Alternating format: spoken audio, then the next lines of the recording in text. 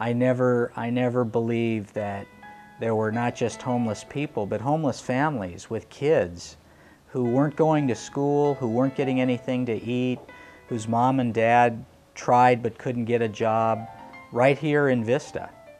When I first met Chris, I really was dubious about that. I didn't quite understand, and I asked him, after being sent over there, I asked him, you know, show me what this is all about. I'm not sure I believe this actually exists right here in Vista. And he took my wife and I through the shelter, and there were families set up in cubicles that were, I don't know, 10 by 10 at the most. But they had a bed to sleep on, and they had a pillow, and they got square meals.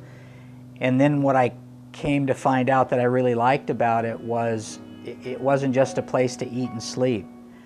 The Solution staff was trying to change how this was taken care of by helping mom and dad figure out how to get a job, making sure the kids got to and from school, making sure that the meals that they ate were nutritious enough to actually help them grow. They had parents come in and volunteer to help them get their homework done in the evening. All of these things were happening at this little shelter in Vista, and prior to when Father Ken sent me over there, I never knew that that existed other than in what I would consider slum areas. We saw these people at the shelter, and we didn't really know or believe that they could have come from our community. We figured they were brought in here, especially given what we had read in the newspapers, that they were brought in here from other communities, and you know, kind of dumped in Vista, or that they came here because they heard about Solutions from some other city. That wasn't the case. So, you know, we asked Chris to take us out in the community and show us where these people come from. And you know, and he did that. There were slums set up in some of the low-lying areas right around Vista Village, what is now the developed Vista Village area.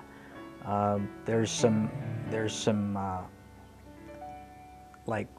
washes. There's a wash that runs through the city of Vista. It was full of underbrush, and it created a shelter, a natural shelter that people could use, and they would kind of hole up there, and there would be little communities of these people. You know, not just farm workers or men looking for a job. These were families with kids. Some of them would send their kids to the local school. Most of them didn't. And that's how we came to kind of dig a little bit deeper into what it was that we could do different than we've been doing. So now that we knew and had experienced firsthand that these people were right here in Vista, coming from places that weren't 2 miles from where I lived, I felt like I needed to share with people that I know are generous people in other ways that we've got a problem here that we need to try to help fix.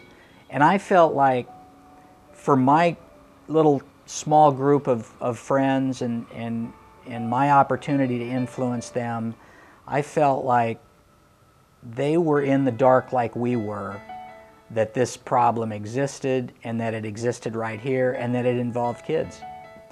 So one of the conversations I had with Chris prompted a discussion about a need to raise some funds to get them kind of past a low spot in their budgeting.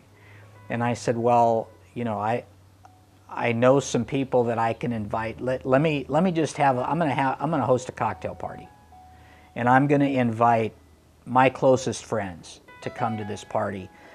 A, because I think we can raise a little money for you, and B, because I want them to see firsthand from you and hear from you in a setting that they're comfortable with what the problem is, where it originated, and what you're doing different than everybody else does with this problem.